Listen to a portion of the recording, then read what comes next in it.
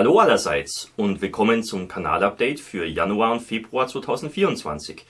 Ja, ich hoffe, ihr hattet alle einen guten Start ins neue Jahr. Ich für meinen Teil habe schon so einiges gemacht und erlebt und darüber sprechen wir jetzt mal in diesem Kanalupdate. Während meines Weihnachtsurlaubes habe ich für ein paar Tage die treue Werkbank verlassen und habe einen Kurzurlaub in Norddeutschland gemacht. Das ist ja so eine Gegend von Deutschland, wo ich eigentlich nur selten hinkomme. Es ist einfach sehr weit weg, was aber nicht heißen soll, dass es uninteressant wäre. Ich fand es sehr spannend da und ich hatte da eine sehr schöne Zeit. Auf dem Hinweg habe ich einen kleinen Zwischenstopp eingelegt in Hildesheim. Das wollte ich mir schon länger mal anschauen. Die haben da einen sehr tollen Dom und auch die Altstadt sieht sehr nett aus mit den schönen Fachwerkhäusern. Ja, dann ging es weiter nach Hamburg. Habe ich mir die Stadt angeschaut, auch sehr spannend. Ich war noch nie vorher in Hamburg, das war also das erste Mal. Drum schaut man sich dann natürlich die offensichtlichen Touristenattraktionen an. Ich war dann auch noch im Miniaturwunderland, das ist natürlich Pflicht als Modellbauer, das ist doch ganz klar. Auch sehr spannend, muss ich sagen. Da ist auch immer die Hölle los anscheinend, was ich ein bisschen schade finde, weil man dann diese wunderbare Anlage oder Anlagen, es sind ja wirklich eigentlich mehrere, eigentlich gar nicht so richtig genießen kann im vollen Umfang. Aber trotzdem, der Besuch lohnt sich, hat mir sehr gut gefallen. Das ist wirklich bombastisch. Was ich auch sehr empfehlen kann, ist der alte Flakturm im Hamburger Stadtteil Wilhelmsburg. Das sieht natürlich total bärig aus und oben ist auch ein sehr gutes Café beheimatet. Und da hat man einen wunderbaren Ausblick über die Stadt. Und generell der Flakturm ist natürlich auch sehr interessant, allein schon aus historischen Gründen. Also das ist wirklich cool, kann ich sehr empfehlen. Außerdem war ich dann noch außerhalb von Hamburg unterwegs. Zum Beispiel bin ich dann noch nach Bremerhaven gefahren, in das Deutsche Schifffahrtsmuseum, auch sehr cool. Da ist dann noch im Museumshafenbecken die Wilhelm Bauer zu sehen, die war leider nicht geöffnet, macht aber nichts. Dann war ich noch in Nordholz im Aeronautikum, dem Deutschen Luftschiff- und Marinefliegermuseum. Auch sehr spannend, was die da so ausgestellt haben. Leider waren wir da erst so am späteren Nachmittag da, kurz vor Schließung, deswegen mussten wir uns da ein bisschen beeilen.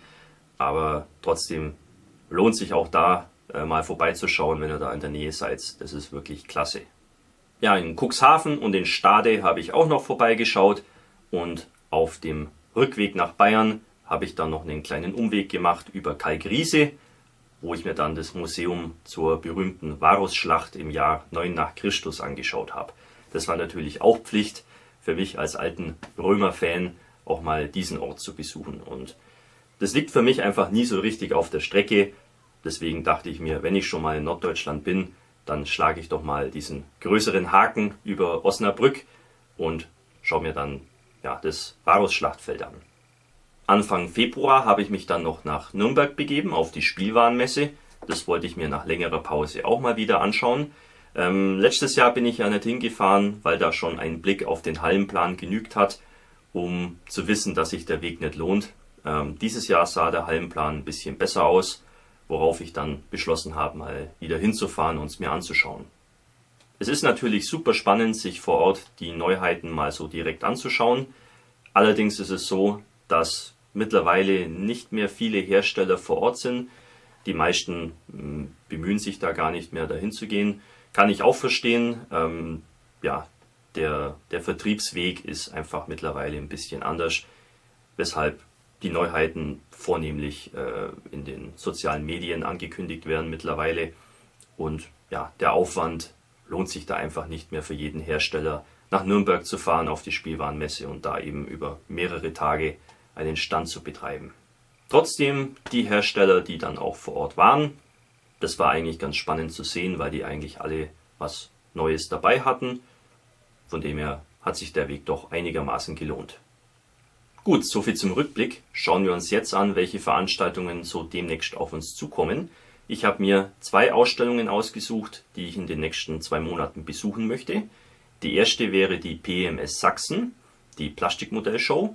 Die findet in Siebenlehen statt. in so einem Möbelhaus neben der Autobahn, und zwar am 9. und 10. März. Ich habe über diese Veranstaltung schon viel Gutes gehört und ich möchte es mir deswegen mal einfach selber anschauen. Das ist nämlich auch eine Veranstaltung, die, wenn sie mir gefällt, auch in Betracht kommt, dass ich da mal hinfahre zum Ausstellen. Und deswegen möchte ich da mal vorab ein bisschen sondieren. Ja, ich bin schon ganz gespannt, wie es läuft.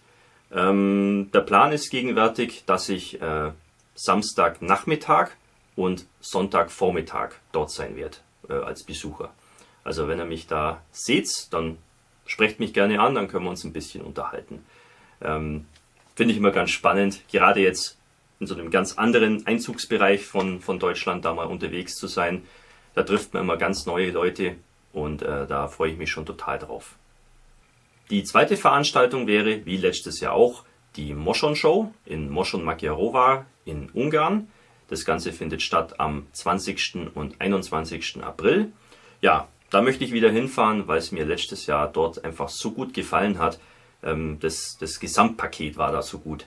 Also die Ausstellung ist natürlich der Hammer, aber mir hat auch das Drumherum sehr gut gefallen. Unsere Unterkunft im Burgenland in Österreich war echt super. Die Ausstellung war genial. Man kommt auch relativ gut hin von meinem Wohnort aus. Also deswegen haben wir beschlossen, da wieder hinzufahren, weil es sich einfach wirklich lohnt. Man hat da wirklich eine gute Zeit und es ist eigentlich fast wie ein Kurzurlaub. Ich werde an beiden Tagen vor Ort sein und auch da gilt, solltet ihr mich sehen, dürft ihr mich gerne ansprechen. Für einen kleinen Plausch habe ich immer Zeit. Gut, soviel zu den Terminen. Schauen wir uns jetzt an, welche Spenden mich so erreicht haben in den letzten Wochen. Da war einiges dabei, sowohl aus privater Hand als auch von Firmen. Und das möchte ich euch natürlich nicht vorenthalten. Die erste Spende stammt vom lieben Hendrik. Den kennt ihr ja vielleicht von seinem YouTube-Kanal Hollywood Modeling. Da hat er in den letzten Jahren, möchte ich schon fast sagen, nicht so viel gemacht, aber das ist auch ganz normal, wenn man eine junge Familie hat. Aber ich habe gesehen, er hat unlängst wieder ein paar Sachen eingestellt, YouTube-Shorts, wo es eben darum geht, wie er von das Werk, glaube ich, das 1:16er Stück 3G baut.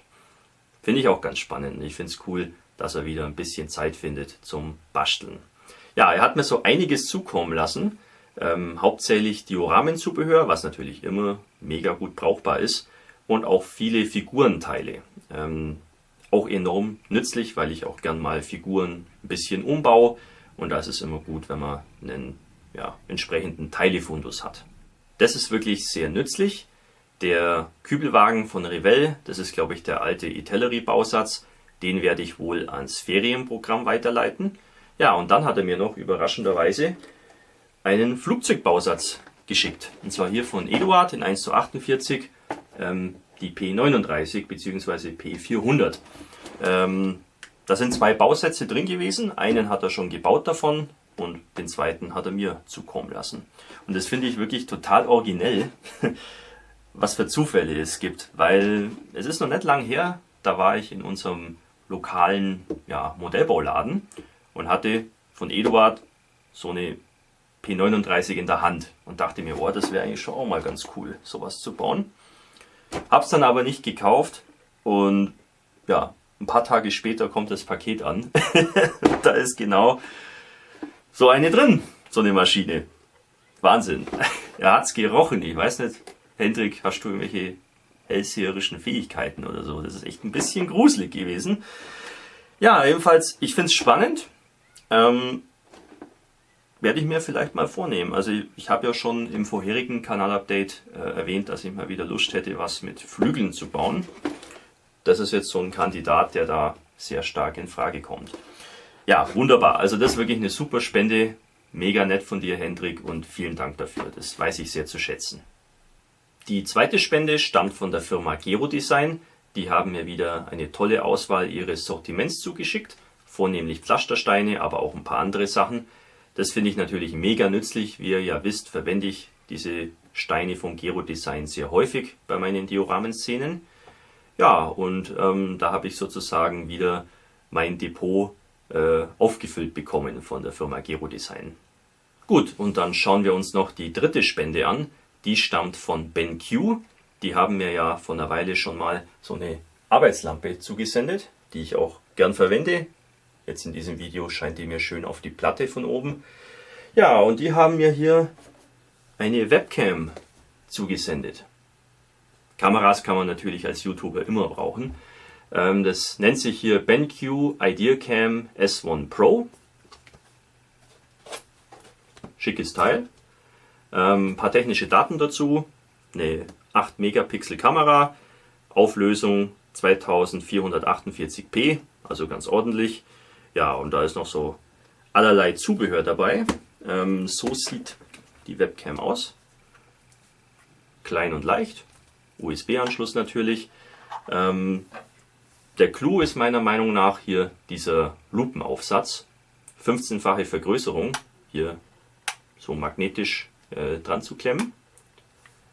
Und da kann man ziemlich coole Aufnahmen mitmachen.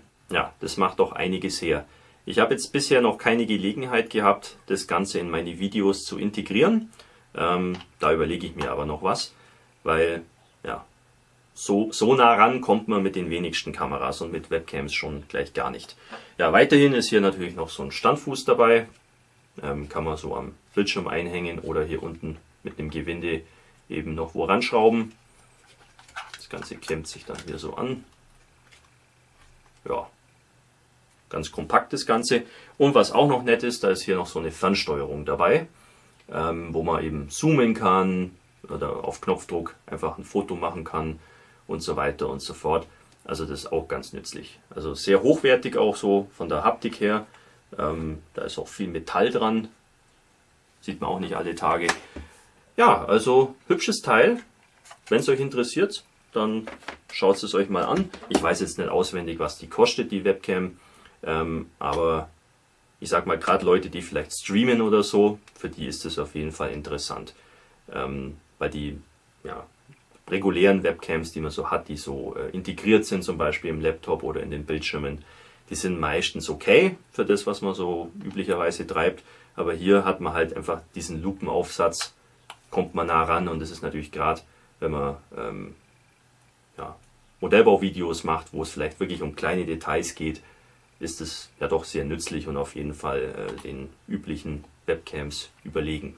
Ja, spannend. Also ich finde es cool, dass so große bekannte Marken wie BenQ mich da unterstützen und mir sowas zusenden. Ja, kann man echt gut brauchen. Erst die Lampe, jetzt die Webcam. Also feine Sache. Finde ich cool. Gut, dann schalten wir mal rüber zur Werkbank und schauen uns an, welche Projekte ich seit dem letzten Update vollenden konnte. Ja, insgesamt habe ich es geschafft, 2 Sachen fertigzustellen. Das erste wäre hier der rhodesische Ferret Mark II. Ist der Airfix-Bausatz. Ja, im vorherigen Kanalupdate habt ihr dann nur den Rohbau des Fahrzeugs gesehen und seitdem habe ich das Ganze eben fertiggestellt. Eigentlich brauche ich an dieser Stelle jetzt gar nicht so viel zu erklären, denn ich habe über dieses Projekt einen kleinen zweiteiligen Baubericht hochgeladen. Ja, könnt ihr euch ja mal anschauen, wenn ihr es noch nicht gemacht habt. Da zeige ich ja von Anfang bis Ende alles Wesentliche, worauf es eben ankommt. Und ich denke, das ist für den einen oder anderen durchaus interessant und hilfreich. Ja, das Ganze ist jedenfalls ziemlich hübsch geworden, also mir gefällt es wirklich ausgesprochen gut. Ich kann es auch kaum erwarten, hier dieses Stück mal auf einer Ausstellung zu zeigen. Ich denke, das kommt, glaube ich, ganz gut an, weil den Ferret wird man wahrscheinlich öfter sehen dieses Jahr auf den Ausstellungen, aber jetzt hier in diesem eher exotischen Setting, das wird man wohl eher nicht so oft sehen. Ja, dann möchte ich mich nochmal herzlich bedanken bei den beiden Veranstaltern dieses Gruppenbaus. Das war ja mein Beitrag für den Wheeled Vehicles in Military Use Gruppenbau. Das haben der Joachim von Jurama Modellbau und der Markus von Scape Plastic Models zusammen hier auf YouTube aufgezogen. Ja, und da wurde ich eingeladen und glücklicherweise hatte ich dann auch Zeit für eine Teilnahme. Und es hat sich auch wieder mal gelohnt. Hat echt riesig Spaß gemacht. Sind auch tolle Modelle entstanden von den anderen Teilnehmern. Also das ist echt eine super Sache. Finde ich immer toll. Das zweite fertige Projekt ist gleichzeitig auch ein neues Projekt. Ich hatte ja im vorherigen Kanalupdate schon angedeutet, dass ich mal wieder Lust hätte, eine historische Figur zu bemalen. Und das habe ich dann auch gleich gemacht. Noch während des Weihnachtsurlaubs habe ich damit angefangen. Und zwar ist es hier ein mykenischer Krieger aus der späten Bronzezeit, also so um 1200 vor Christus, von Altoris Studio im Maßstab 75 mm. Ja, es handelt sich hierbei um eine Resinfigur. Die Teile sind schnell versäubert gewesen. Ich habe dann auch schon vieles vormontiert. Ja, der Sockel, den habe ich selbst gebaut. Der Figur lag nur so ein kleiner, winziger Sockel bei, wo einfach nur so ein Stückchen Erde dargestellt war. Das fand ich ein bisschen langweilig. Ich habe dann stattdessen beschlossen, so einen kleinen Ausschnitt eines Wehrganges zu bauen. Ich finde nämlich diese bronzezeitlichen Stadtmauern sehr interessant. Die sehen echt wahnsinnig toll aus. Und sowas in der Art wollte ich hier eben so als Hintergrund haben. Der Sockel besteht aus einem Holzklotz und Hartschaum. Das Ganze wurde dann mit Balsaholz vertäfelt. Danach habe ich dann die Mauer gebaut und auch eben den Wehrgang, also den Bodenbelag des Wehrgangs. Die großen Steinquader habe ich aus Modelliermasse selber angefertigt. Da habe ich wie immer Fimo Air Basic von Stettler verwendet. Da habe ich einfach so Klötze, sage ich mal, geformt, habe das Ganze trocknen lassen und dann habe ich das mit einem Teppichmesser so bearbeitet, dass das eben so eine gewisse Fels- oder Steinstruktur eben bekommt. Die kleineren Steine stammen von Gero Design, verwende ich wie vorhin schon erwähnt sehr gerne. Das sieht eigentlich immer ganz gut aus. Da habe ich eben sowohl den Boden damit geformt als eben auch die Zinnen. Anschließend habe ich das Ganze mit verschiedenen Grautönen bemalt, Ölfarbenwash drüber und dann noch ein paar Staubeffekte dazu und dann war der Sockel soweit schon mal vorbereitet.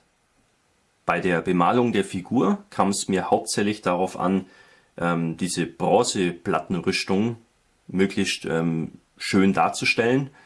Und ich habe da mal so ein bisschen ein Problem mit so Gold- und Bronzefarbtönen. Die Acrylfarben, die ich da habe, die überzeugen mich meistens immer nicht so richtig. Das ist einfach nicht so ganz die Optik, die ich da haben will. Und deswegen habe ich beschlossen, mal ein paar neue Farben auszuprobieren. Da habe ich mal auf Farben von Green Stuff World zurückgegriffen. Und zwar habe ich mir hier die normale Goldfarbe auf Wasserbasis geholt, also aus der Metal Color Reihe. Und dann auch noch hier aus der Chrome Metal Reihe eine alkoholbasierte Goldfarbe. Als Testobjekt habe ich die Sockelverzierung verwendet. Das ist eine verkleinerte Kupfernachbildung der berühmten Maschke des Agamemnon, die eben in Mykene ausgegraben wurde von Heinrich Schliemann. Ja, und das Ganze sollte natürlich golden werden. Und da dachte ich mir, da kann ich ja diese beiden Farben gleich mal testen, wie die sich so verarbeiten lassen. Die wasserbasierte Goldfarbe von Green Stuff World, die fiel glatt durch, denn bei der Trocknung bildeten sich da Risse in der Oberfläche. Das geht mal gar nicht, das kann ich überhaupt nicht brauchen. Der zweite Versuch mit der alkoholbasierten Farbe, der war ziemlich erfolgreich. Ich habe das mit der Airbrush verarbeitet und der Glanzgrad war eigentlich ganz okay. Also da gab es eigentlich nichts zu meckern. Das hat dann schon mal Hoffnung gemacht. Ich habe dann als zweiten Versuch die Lanzenspitze mit dem Pinsel bemalt mit dieser Farbe. Einfach mal um zu sehen, wie eben diese Farbe reagiert, weil ich weiß aus früheren Erfahrungen, dass diese Alkohol- oder Lackerbasierten Farben sich mit dem Pinsel meistens nicht so gut verarbeiten lassen. Das war aber hier eigentlich ganz gut. Also von dem her war ich da ganz zuversichtlich, dass ich dann auch die Rüstung einigermaßen hinbekommen würde.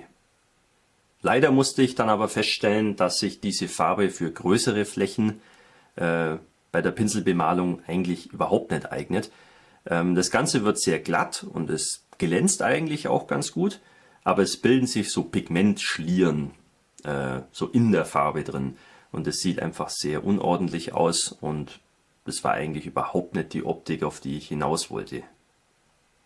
Ich habe dann noch ein bisschen hin und her probiert, aber da war jetzt mit dieser Lackerfarbe nichts weiter zu machen. Daher habe ich dann einfach beschlossen, das Ganze zu übermalen, und zwar mit der Farbe, die ich sonst immer nehmen würde, nämlich hier mit der Bronzefarbe von Vallejo aus der Model Color Reihe. Das ist einfach eine ganz normale, reguläre Acrylfarbe. Damit habe ich das dann übermalt und ja, ich kenne ja das Ergebnis. Es stellt mich nicht ganz so zufrieden. Der Glanzgrad ist nicht so hoch. Das ist einfach nicht das, was ich haben wollte, aber es ist auf jeden Fall gleichmäßiger, ohne irgendwelche Schlieren. Und von dem her, ja, musste ich dann eben darauf zurückgreifen, um das Projekt noch zu retten. Trotzdem, die Sache war nicht ganz unnütz. Ich habe wieder was gelernt und ich denke, ich kann diese Farbe von Green Stuff World auf jeden Fall in Zukunft durchaus anwenden. Man muss bloß eben wissen, wie. Und daher werde ich diese Farbe in Zukunft entweder für kleine Flächen verwenden oder bei größeren Flächen das Ganze eben mit der Airbrush verarbeiten. Naja, trotz des kleinen Malheurs ist das Ganze doch durchaus vorzeigbar geworden. Also mir gefällt es eigentlich ganz gut und es macht auch Laune auf mehr. Ich habe da noch ein paar Figuren zu diesem Thema im Lager. Also es kann durchaus sein, dass ihr in Zukunft noch mehr Figuren von bronzezeitlichen Kriegern hier auf meinem Kanal zu sehen bekommen werdet. Schauen wir uns jetzt an, welche Projekte ich gerade in Arbeit habe. Das sind ja so einige, wie ihr ja wisst. Naja, typisch Modellbauer eben. Das erste wäre hier das K5E Eisenbahngeschütz von Dragon im Maßstab 1:35. Da kann ich wieder keinen Fortschritt vermelden. Wobei das nicht ganz stimmt. Ich habe Schienen gekauft, und zwar von Mini-Art. Das hat den Grund, ich habe Schienen von Dragon und Schienen von Trumpeter zur Hand. Die sind aber beide nicht wirklich schön oder detailliert, die sind sehr spielzeughaft und das hat mich ein bisschen gestört. Ich wollte da einfach bessere Schienen für haben. Ich habe mir dann diese Eisenbahnschienen von Mini-Art ausgeguckt, weil die eigentlich ganz gut ausschauen. Das Problem war nur, die sind bei vielen Händlern momentan irgendwie nicht verfügbar. Ich weiß nicht, was da los ist, aber ich habe dann doch noch welche auftreiben können und das ist schon mal ein erster wichtiger Schritt. Der zweite wichtige Schritt wäre der Platz hier in der Werkstatt und da kann ich auch was Positives vermelden. Wir haben nämlich hier ein bisschen umgeräumt und das bedeutet, ich habe jetzt wesentlich mehr Platz. Das bedeutet, ich kann jetzt eine größere Baustelle aufmachen, die mich jetzt hier auf meiner Werkbank dann nicht so geniert, sondern es ist dann separat auf einen kleinen Beistelltisch, sage ich mal. Und da habe ich dann eben auch die Chance, eben an diesem Projekt ein bisschen weiterzuarbeiten. Und ich denke, jetzt wo der Platz da ist, habe ich keine Ausreden mehr und daher kann es durchaus sein, dass ich mich jetzt da demnächst mal drum kümmere. Auch für den Jagdpanzer 4 Bodybuild, den ich zusammen mit Panzermeister 36 unternehme, kann ich keine Fortschritte vermelden. Ich hatte unlängst mal richtig Bock drauf, die beiden Fahrzeuge zu altern, aber dann ist mir da was dazwischen gekommen und ich habe es dann doch nicht erledigen können. Ja, werde ich mich demnächst mal drum kümmern. Das ist nicht so aufwendig. Ölfarbenwasch, Lackschäden und ein bisschen Dreck.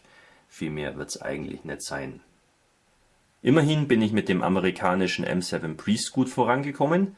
Das ist ja mein Projekt für eine Modellbau-Sonderausstellung anlässlich des 80. Jahrestages der Befreiung des Elsasses durch die Alliierten. Ja, wie man sehen kann, hat sich da einiges getan. Im vorherigen Update war ich gerade dabei, die Fassade hier zu beschädigen. Da war ich aber nicht so ganz zufrieden, aber in der Zwischenzeit habe ich da ein bisschen weitergearbeitet, an einigen Stellen das auch abgeändert und jetzt bin ich mit dem Ergebnis ziemlich zufrieden. Die freigelegte Textur ist natürlich überragend und ja, ihr könnt euch ja vielleicht daran erinnern, ich habe da ziemlichen Aufwand betrieben. Ich habe ja die Wand wirklich komplett gebaut aus einzelnen Ziegelsteinen und auch mit ein paar Holzleisten, um eben das Fachwerk darzustellen. Und dann habe ich das Ganze komplett verspachtelt und später dann eben die Spachtelmasse wieder heruntergehackt, um dann eben diesen realistischen Effekt zu erzielen. Das macht einiges her und es hat auch den Vorteil, ich habe hier zum Beispiel diese ganzen Brocken gesammelt. Also ich habe dann auch die richtige Menge an Trümmern sozusagen zur Hand. die ich dann eben auf dem Sockel verteilen kann. Also ist echt nicht schlecht, aber natürlich auch sehr aufwendig. Weiterhin habe ich dann noch den Dachstuhl fertig gebaut. Ja, jede Menge Holzleisten noch aufgeklebt und die Dachplatten, die stammen von Gero Design. Die sehen auch sehr hübsch aus. Die kann man eben auch sehr gut als Trümmer verwenden. Hier zum Beispiel im Inneren, wenn einfach diese ganzen Trümmer reinfallen beim Beschuss. Das kann man alles sehr gut darstellen. Ja, ansonsten habe ich noch hier diesen Strommast gebaut. Der kommt von Mini-Art. Habe ich dann noch ein bisschen beschädigt, damit es eben auch zur Umgebung passt. Ja, und dann habe ich noch aus dünnen Kupferdrähten hier die abgerissenen Leitungen ergänzt. Ja, dann hier vorne der Lattenzaun. Der besteht einfach aus Balsaholz. Sieht auch sehr hübsch aus. Und dann habe ich mir noch von AFV Club hier diese Artilleriegranaten besorgt. Da gibt es hier leere Hülsen, da sind aber auch komplette Geschosse drin. Ich wollte aber nur die leeren Hülsen haben, um die dann eben später neben dem Fahrzeug zu verteilen. Weiterhin habe ich dann noch die Oberfläche des Dioramas gestaltet. Da werde ich ein bisschen anders vorgehen als sonst. Normalerweise würde ich ja die natürlichen Farben nutzen, also die natürliche Farbe von meinem Erdpulver vor allen Dingen.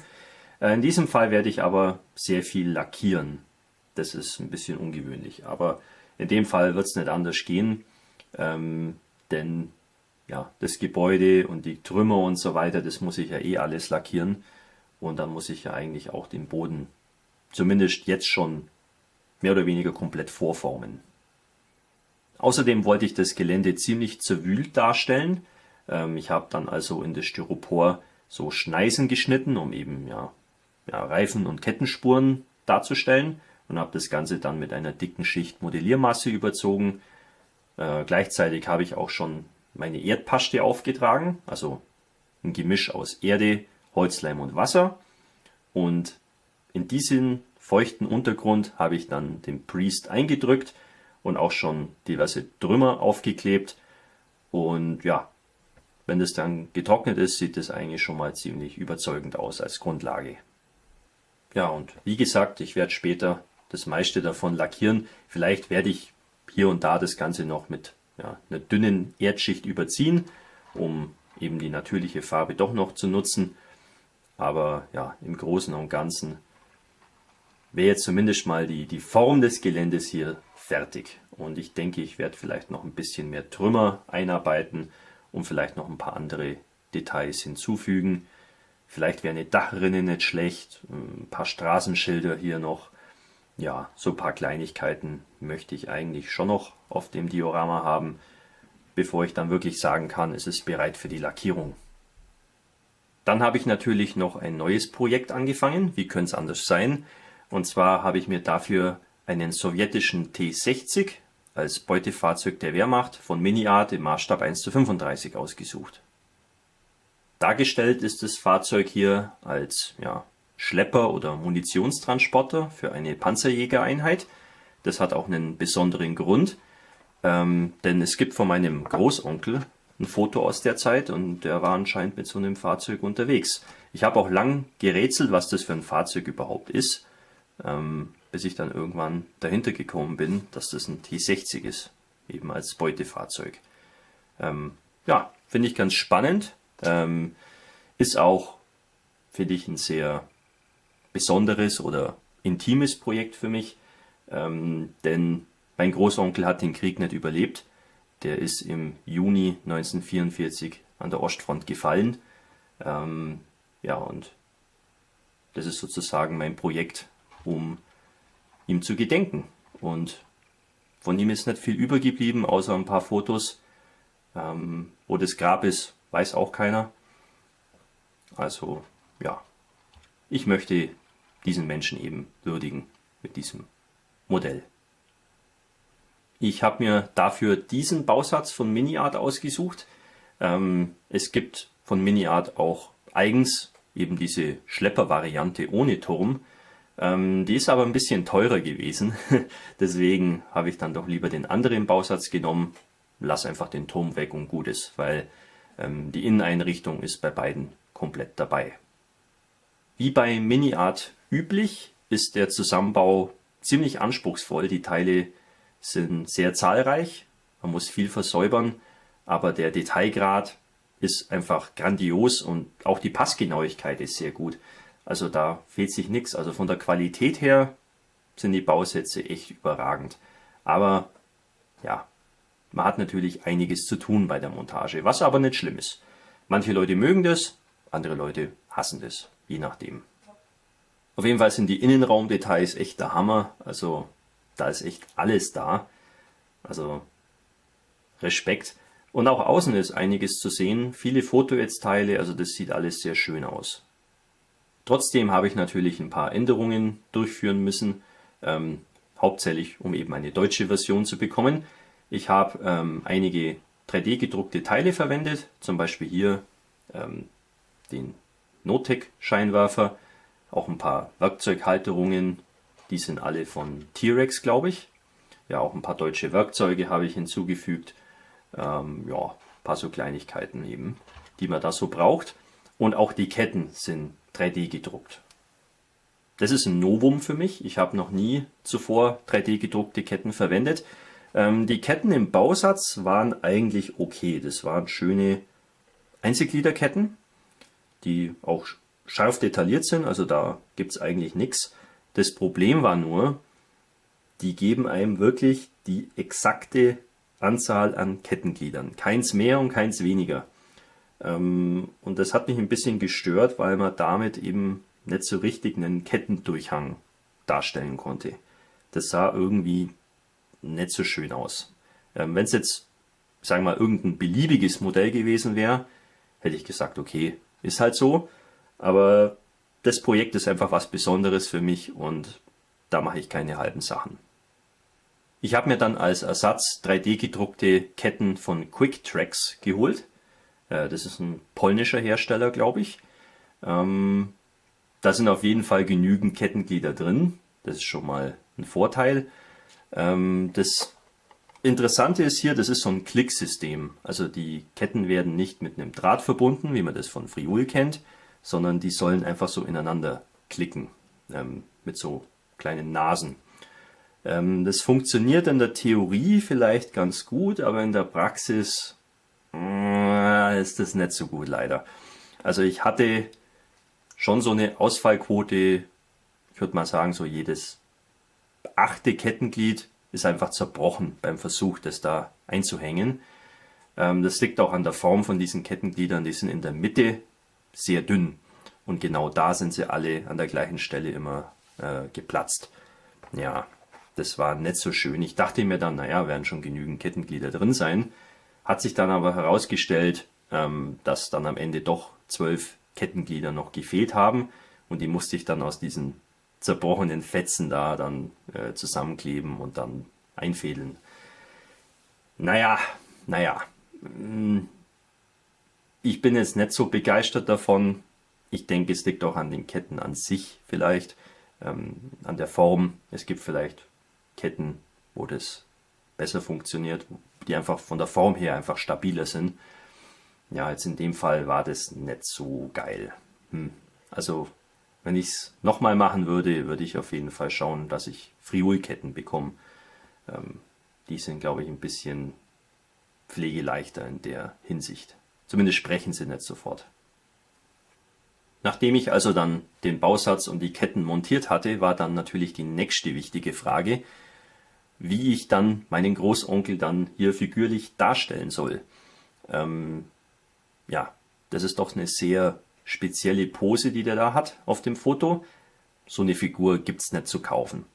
Ich habe dann ein bisschen geschaut und überlegt, selber modellieren, irgendwie so eine Art Kitbash machen. Ja, ich habe dann letzten Endes eine Figur von Corpus gefunden, die zumindest sehr ähnlich ist. Und ja, ich denke, das reicht. Also die Pose ist nicht ganz identisch, aber der Rest sieht meinem Großonkel doch sehr ähnlich.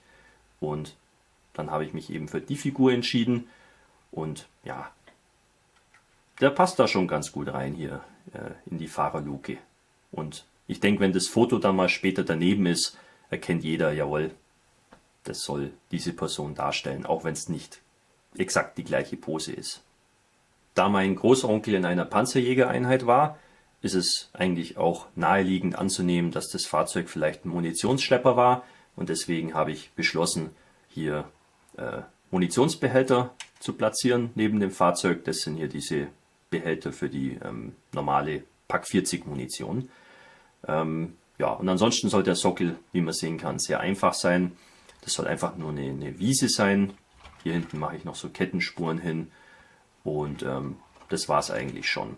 Weil auf dem Foto ist jetzt nicht so viel zu sehen von der Umgebung, außer vielleicht ein bisschen Gebüsch und ein paar Bäume, die aber alle ein bisschen weiter entfernt sind. Von daher nehme ich mal an, dass das einfach so eine freie Fläche war, wo die dann ihre Fahrzeuge geparkt hatten oder wo die Munition aufgenommen haben oder abgeladen haben, je nachdem. Ja, ich möchte es ganz schlicht halten hier. Der Rohbau ist jedenfalls jetzt abgeschlossen und eigentlich wäre alles bereit für die Lackierung. Das kann durchaus sein, dass ich mich darum demnächst mal kümmere, und vielleicht ist das Modell schon fertig bis zum nächsten Kanalupdate. Mal schauen. Ist auf jeden Fall auf meiner Agenda ziemlich weit oben. Alles klar, soviel zu den Projekten auf der Werkbank. Schauen wir uns jetzt an, welche Bausätze ich mir so zugelegt habe seit dem letzten Update.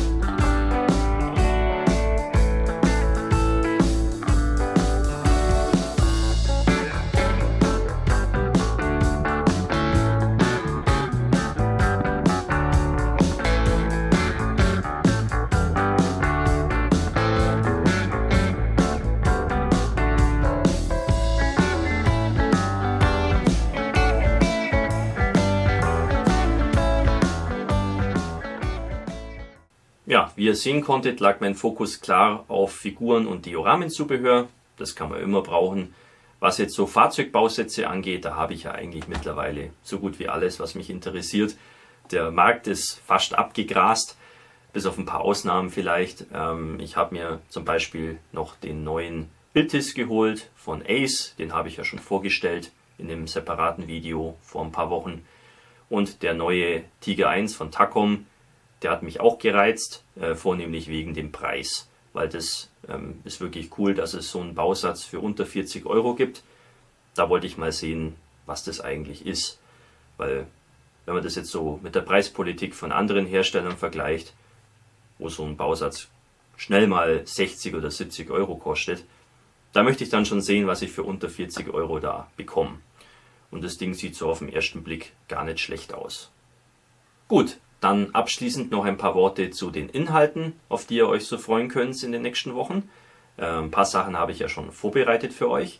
Da wären zum Beispiel 2 Buchbesprechungen. Das eine ist ein klassisches Geschichtsbuch über das Ende der Bronzezeit, und das andere wäre ein Heft über die Tannanstriche in der Roten Armee im Zeitraum 1930 bis 1945.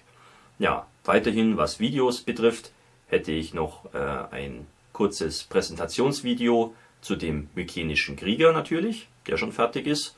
Ja, dann gehe ich ja auf 2 tolle Ausstellungen in Sachsen und in Ungarn. Da wird es natürlich auch einen kleinen Messerundgang geben. Und ansonsten habe ich jetzt noch nichts weiter vorbereitet. Ich denke mal, es wird vielleicht die eine oder andere Bausatzbesprechung geben, oder ich mache irgendwo einen Ausflug hin, oder es wird vielleicht sogar noch was fertig. Mal schauen. Da kann ich jetzt noch nichts Näheres sagen dazu. Wie auch immer, es wird auf jeden Fall nicht langweilig werden. Ich habe genügend zu tun und dementsprechend auch genügend zu zeigen für euch. Also das Ganze wird auf jeden Fall nicht langweilig oder eintönig. Ja, gut.